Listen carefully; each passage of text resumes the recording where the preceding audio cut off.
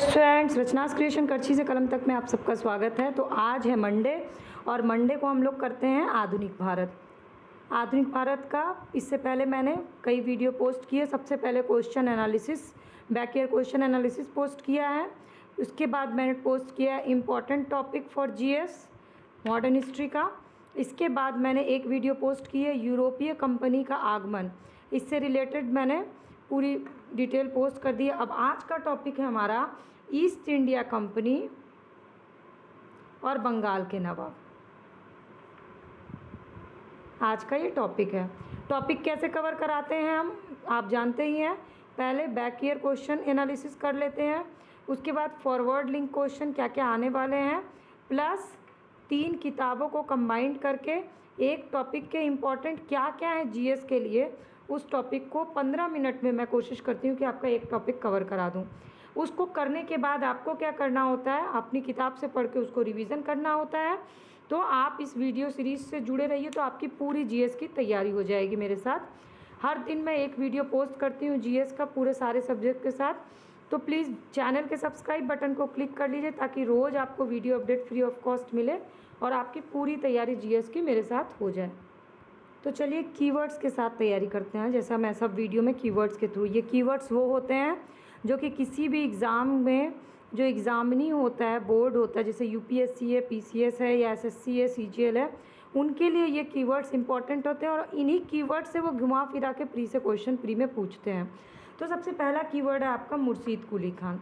अब मुर्शीद कुली खान से रिलेटेड क्या क्या क्वेश्चन इंपॉर्टेंट है या आ चुके हैं या आ सकते हैं। पहला, बंगाल का अंतिम गवर्नर कौन?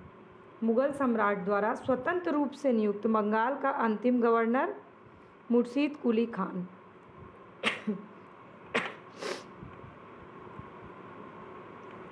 इसके बाद मुर्शीद कुली खान का अगला क्वेश्चन क्या है कि इसने अपनी राजधानी ढाका से ढाका से मकसूदाबाद ले आया और उस नगर का नाम क्या रख दिया? मुर्शिदाबाद। इसके बाद अगला क्वेश्चन क्या है कि इसने भूमि बंदोबस्त में कौन सी व्यवस्था शुरू की? इजारा व्यवस्था शुरू की। अब ये 3 क्वेश्चन मुर्शीद कुली खान से पूछे जा चुके हैं, ये 2, और ये तीसरा जो ये पूछा जा सकता है आपके लिए इम्पॉर्टेंट है। तो ये हो गया मुर्शीद कुली खां कीवर्ड से। अब दूसरा कीवर्ड है अलीवर्दी खां। तो अलीवर्दी खां के लिए क्या है इम्पॉर्टेंट, चलिए वो देखते हैं। पहला, अलीवर्दी खां ने यूरोपियों की तुलना किससे की थी? ये मेंस में भी क्वेश्चन पूछता है, ये स्टेटमेंट दे करके आपको आंसर लिखना होता है। उसने यूरोपियों की तुलना की थी मधुमक्खियों से, और क्या कहा था कि यदि इन्हें ना छेड़ा जाए तो शहद देंगी और यदि इन्हें छेड़ा जाएगा तो वो काट काट के मार देंगी। ये स्टेटमेंट था अलीवर्दी खान का। इसकी मृत्यु के बाद उसका पौत्र जो है वो सिराजुद्दौला,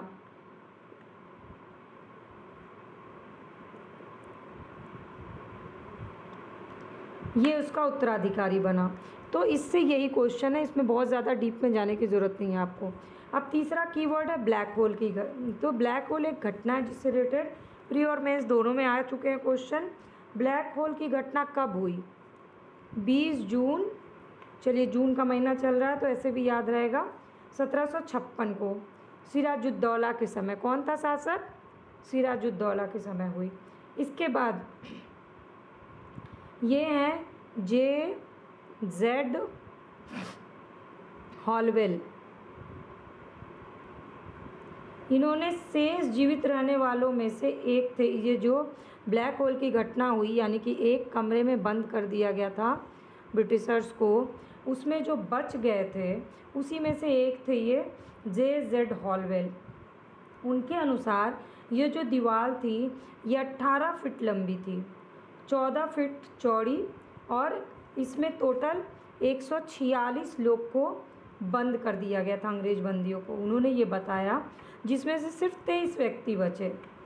और इस घटना का नाम कर दिया गया ब्लैक होल की घटना। और इसकी चर्चा कहाँ मिलती है?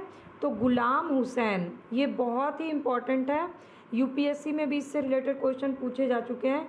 गुलाम हुसैन की किताब है सियार उल मुस्तकिन।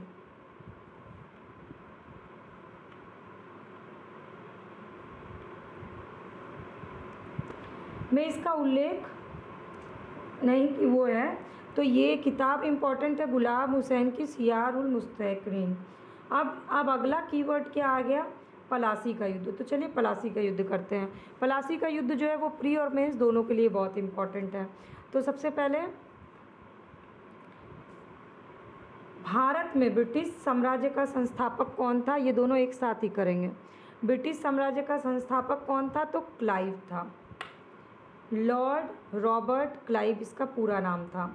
इसने पलासी का युद्ध जो कि हुआ था 23 जून, फिर से जून में आ गए हम लोग, 1757 में बंगाल के नवाब सिराजुद्दौला को पराजित करके पहली बार भारत में ब्रिटिश प्रभुत्व की नींव रखी थी क्लाइव ने, सिराजुद्दौला को हरा करके।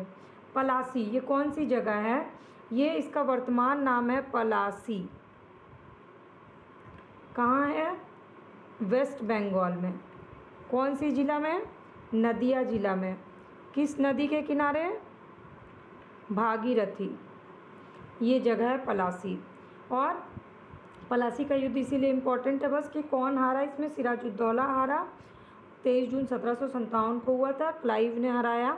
पलासी नामक स्थान जो कि भागीरथी नदी के किनारे वेस्ट बंगाल में अभी स्थित है। इसके बाद क्लाइव जो है 1757 से 60 भारत में गवर्नर के पद पे, और उसके बाद फिर आया 1765 से 1767 ईस्वी तक रहा। इस दौरान उसने अवध के नवाब सिराजुद्दौला के साथ क्या किया? इलाहाबाद की संधि। और अंग्रेज सैनिकों का एक श्वेत विद्रोह उसके समय में हुआ था। तो आपको क्या करना है? बहुत सारे स्टूडेंट्स मुझे मैसेज करते हैं कि गवर्नर जनरल कैसे याद करें और उनके कार्य। तो जब आप जो टॉपिक पढ़ रहे हैं उस टॉपिक में जो भी गवर्नर जनरल की चर्चा हुई है उसके बारे में आप उसी समय पढ़ लीजिए। इससे क्या होगा? कनेक्टिविटी के साथ अगर आता है क्रम लगाने गवर्नर जनरल का, आप क्लाइव आपने जैसे ही पढ़ा आपको याद आ जाएगा पलासी का युद्ध। पलासी का युद्ध कब हुआ था? 1757 में। तो इसका मतलब ये उस समय का, तो आप कनेक्टिविटी के साथ गवर्नर जनरल का क्रम सही लगाइएगा, पहली चीज़। दूसरा, साथ ही में लिंक करके उन्होंने क्या क्या काम किए वो याद कर लीजिएगा, तो आपको हमेशा से याद रहेगा। जैसे कि क्लाइव ने इलाहाबाद की संधि की शुजाउद्दौला के साथ, नॉट सिराजुद्दौला, ये था शुजाउद्दौला। और उसके समय में क्या हुआ था? श्वेत विद्रोह। अब ये विद्रोह किसका था? ये भी बहुत इंपॉर्टेंट है। ये अंग्रेजों का विद्रोह था। अंग्रेज सैनिकों ने विद्रोह किया था, श्वेत विद्रोह। इसके बाद क्लाइव द्वारा बंगाल में सफलतापूर्वक एक लुटेरा राज्य की स्थापना की गई। तो लुटेरा राज्य की स्थापना किसके समय में हुई? क्लाइव के समय में। क्लाइव को एक सैनिक के रूप में माना गया, लेकिन पिट, एक इतिहासकार हैं पिट, उनका कथन है कि वो स्वर्ग से उतरा हुआ जनरल था। तो स्वर्ग से उतरा हुआ जनरल किसको कहा गया? ये कहा गया क्लाइव को। तो क्लाइव और पलासी का युद्ध मिला के हमारे बड़े सारे क्वेश्चन बन गए। कब हुआ युद्ध? 23 जून 1757। किसके स्पीच हुआ? क्लाइव और सिराजुद्दौला। कहाँ हुआ? पलासी में, जो कि वेस्ट बंगाल के नादिया जिले में भागीरथी नदी के किनारे है। क्लाइव कब से कब तक रहा? 1757 से 60, 1765 से 67। उसने की इलाहाबाद की संधि। उसके समय हुआ श्वेत विद्रोह जो कि अंग्रेज सैनिकों का विद्रोह था। वो उसने एक लुटेरा राज्य की स्थापना की, और पिट के अनुसार वो स्वर्ग से उतरा हुआ जनरल था। अब चलिए आगे के कीवर्ड्स देखते हैं। अब अगला कीवर्ड है मीर कासिम, जो कि है बहुत ही ज़्यादा इम्पोर्टेंट। क्यों? चलिए अब उसका मैं आपको डिटेल बताती हूँ। कहानी की तरफ सारे फैक्ट याद करेंगे जो कि बैक ईयर क्वेश्चन या आने वाले क्वेश्चन इंपॉर्टेंट हैं। अलीवर्दी खां के उत्तराधिकारी नवाब में मीर कासिम जो है वो सबसे योग्य था। फिर पूर्णिया कहाँ है? बिहार। और रंगपुर के फौजदार के रूप में वो अपनी योग्यता दिखा चुका था। तो कहाँ कहाँ का फौजदार था? पूर्णिया और रंगपुर का। इसके बाद उसने अपनी राजधानी मुर्शिदाबाद से मुंगेर ले गया। अब इससे पहले कौन ले गया था? राजधानी शिफ्ट किया था, फटाक से रिवीजन कर लीजिए, मुर्शीद कुली खान ने। इसके बाद उसने क्या किया? अपनी राजधानी तो चेंज की, पर मुर्शिदाबाद के षड्यंत्रमय वातावरण से और कलकत्ता से दूर रहना चाहता था और अंग्रेज का हस्तक्षेप कम हो, ये कारण था राजधानी शिफ्ट करने का। तो अगर फैक्ट्स के साथ थोड़ा कंसेप्ट पूछता तो आपको ये 3 कारण पता होना चाहिए। एक तो मुर्शिदाबाद में षड्यंत्र वाला माहौल था, दूसरा कलकत्ता से उसको दूर रखना चाहता था और अंग्रेज इंटरफेयर ना करें इसलिए भी उसने मुंगेर शिफ्ट किया। अब मीर कासिम ने सेना का गठन कैसे किया, तो ये इम्पॉर्टेंट है क्योंकि उसने यूरोपीय पद्धति पे सेना का गठन किया। और आप लोग अगर मेरी वीडियो अभी तक देख रहे हैं तो फटाफट से वीडियो के नीचे लाइक बटन को प्रेस करिए, कमेंट करके बताइए कि मॉडर्न हिस्ट्री का आपका कौन सा टॉपिक है जो आपको सबसे टफ लगता है, ताकि मैं उसकी कोडिंग बना के आपको याद करवा सकूं। और कमेंट करना आप लोग मत भूला करिए, आप लोग वीडियोस देखते हैं और कमेंट नहीं करते हैं। तो चलिए, फिर उसने यूरोपीय पद्धति पे सेना गठन कर दी। इसके बाद उसने मुंगेर में तोप, बंदूक बनाने की व्यवस्था की। फिर इसके बाद मीर कासिम राज्य की आर्थिक स्थिति को भी सुधारने के लिए प्रयत्नशील रहा और उसने अधिकारी जो लोग गबन कर लेते थे उन लोग को बचाने के लिए नए नए कर लगाए और जो पुराने कर थे उनका 3/32 भाग अतिरिक्त कर के रूप में लगा दिया गया। उसने एक और नया कर लगाया जो कि बहुत ही इम्पॉर्टेंट है, खिजरी जमा। मान लीजिए पूछता है खिजरी जमा क्या है, तो आपको पता होना चाहिए कि मीर कासिम द्वारा लगाया गया एक कर है जो अभी तक अधिकारियों द्वारा छुपाया जाता था, उसने इसको भी शुरुआत कर दी। फिर 22 अक्टूबर 1764 अंग्रेज़ों ने मीर कासिम, अवध का नवाब सिराजुद्दौला और दिल्ली का सम्राट शाह आलम द्वितीय को सम्मिलित सेना को बक्सर के युद्ध में परास्त किया। तो अब हम लोग आ गए अगले कीवर्ड में। अब अगला कीवर्ड है बक्सर का युद्ध। सबसे पहले कब हुआ? 22 अक्टूबर 1764। किसके किसके बीच हुआ? मीर कासिम, अवध का नवाब सिराजुद्दौला और दिल्ली का शाह आलम द्वितीय। अंग्रेज़ों ने तीनों को परास्त किया। इस युद्ध में अंग्रेज़ों की कमान किसके हाथ में थी? Hector Munro. और इस समय गवर्नर जनरल कौन था? फिर से आपको याद रखना है कि जिस समय जो सिचुएशन का पढ़ रहे हैं उस समय के गवर्नर जनरल आप याद कर लीजिए, बेंसीटाट। और इस युद्ध के परिणाम ने ही प्लासी के निर्णय पे मुहर लगाई थी, जो कि मेंस में क्वेश्चन पूछे जाते हैं। और अब अंग्रेज़ों को चुनौती देने वाला भारत में कोई नहीं रहा। फिर कौन सी संधि हुई? इलाहाबाद तक का प्रदेश अंग्रेज़ों के अधिकार में आ गया और इससे क्या हुआ कि दिल्ली विजय का मार्ग, इलाहाबाद से दिल्ली विजय का मार्ग खुल गया और बक्सर का युद्ध भारतीय इतिहास में एक निर्णायक युद्ध रहा। इलाहाबाद की दूसरी संधि हुई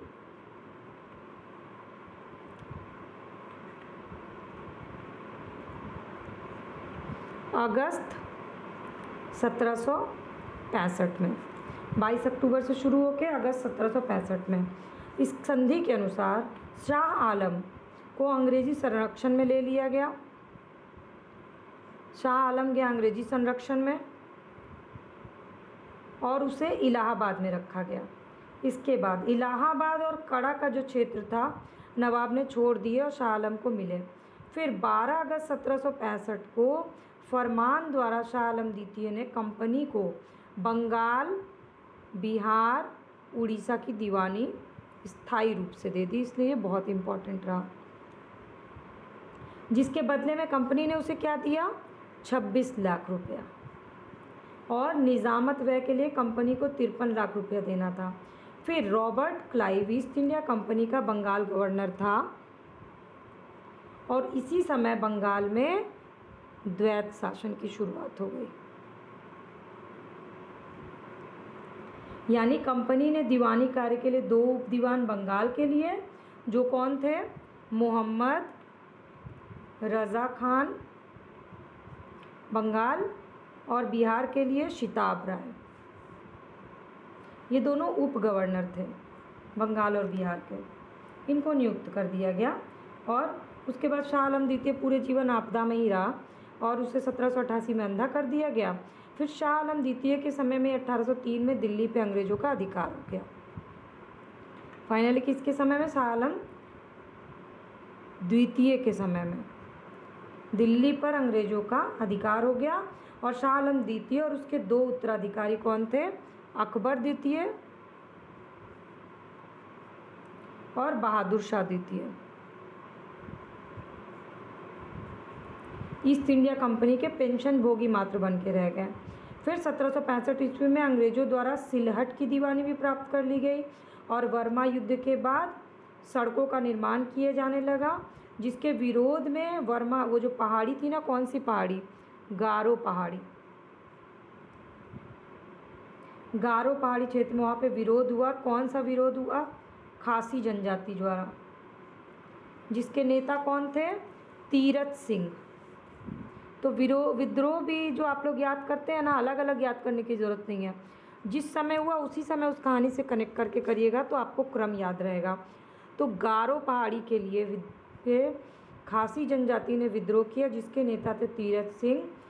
ये हो गया आपका खासी जनजाति का विद्रोह। अब के.एम. पणिकर ने कहा है कि 1765 से 1772 ईस्वी तक कंपनी ने बंगाल में डाकुओं का राज्य स्थापित किया।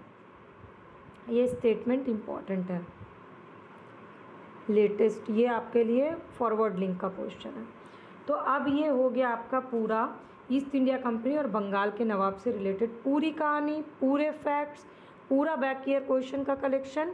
अब आप उठाइए बैक ईयर क्वेश्चन और सॉल्व करके देखिए कि मेरे कोई क्वेश्चन छूट तो नहीं गया, और फटाफट से किसी बुक से रीडिंग करके इसको रिवीजन भी कर लीजिए।